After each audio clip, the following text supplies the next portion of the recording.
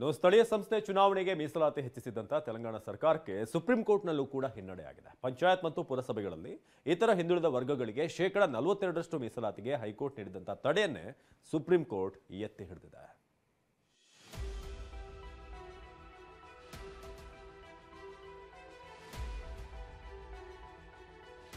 OBC ಕೋಟಾಗೆ supreme ತಡೆ, ತೆಲಂಗಾಣ ಕಾಂಗ್ರೆಸ್ ಸರ್ಕಾರಕ್ಕೆ ಹಿನ್ನಡೆ.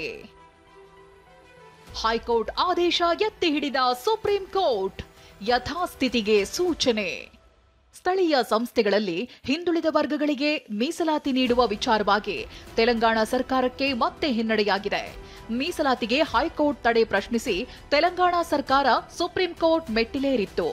ಅರ್ಜಿ ವಿಚಾರಣೆ ನಡೆಸಿದ ಸುಪ್ರೀಂ ಕೋರ್ಟ್ ನ್ಯಾಯಮೂರ್ತಿ ವಿಕ್ರಮ್ ನಾಥ್ ಹಾಗೂ ನ್ಯಾಯಮೂರ್ತಿ ಸಂದೀಪ್ ಮೆಹ್ತಾ ಅವರಿದ್ದ ಪೀಠ ಶೇಕಡಾ 42ರಷ್ಟು ಮೀಸಲಾತಿಗೆ ಹೈಕೋರ್ಟ್ ನೀಡಿದ್ದ ತಡೆಯನ್ನ ಎತ್ತಿ ಹಿಡಿದಿದೆ. ರೇವಂತ್ ರೆಡ್ಡಿ ಸರ್ಕಾರ ಸಲ್ಲಿಸಿದ್ದ ಅರ್ಜಿಯನ್ನ ವಜಾಗೊಳಿಸಿದೆ.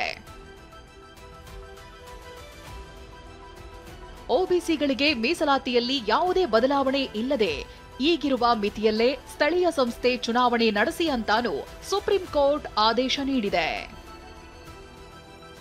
ತೆಲಂಗಾಣ ಸರ್ಕಾರದ ಪ್ರಸ್ತಾವಿತ ಆದೇಶವು ಓಬಿಸಿಗಳಿಗೆ ಶೇಕಡಾ 42ರಷ್ಟು ಮೀಸಲಾತಿಯನ್ನ ಒದಗಿಸಿದೆ. ಒಟ್ಟಾರೆಯಾಗಿ ಇದು ಓಬಿಸಿಗಳು, ಎಸ್ಸಿ, ಎಸ್ಟಿ ಮತ್ತು ಇತರ ಜಾತಿಗಳಿಗೆ ಒಟ್ಟು ಮೀಸಲಾತಿಯನ್ನ ಶೇಕಡಾ 67ಕ್ಕೆ ತಂದು 50% ಮಿತಿಯನ್ನ ಮೀರುತ್ತಿತ್ತು. ಇದೇ ವಿಚಾರವಾಗಿ ತೆಲಂಗಾಣ ಹೈಕೋರ್ಟ್ ತಡೆಯಾಜ್ಞೆ ಕೊಟ್ಟಿತ್ತು. ಒಟ್ಟಾರೆ ಓಬಿಸಿಗಳಿಗೆ ಸ್ಥಳೀಯ ಸಂಸ್ಥೆಗಳಲ್ಲಿ ಮೀಸಲಾತಿ ನೀಡಬೇಕೆಂದು ಹಲವು ನಿರ್ಧಾರ ಮಾಡಿ ಆದೇಶ ಮಾಡಿತ್ತು. ಅದಕ್ಕೆ ತೆಲಂಗಾಣ ಹೈಕೋರ್ಟ್ ತಡೆ ನೀಡಿತ್ತು. ಇತ್ತ ಸುಪ್ರೀಂ ಕೋರ್ಟ್ನಲ್ಲೂ ತೆಲಂಗಾಣಕ್ಕೆ ಶಾಕ್ ಆಗಿದೆ.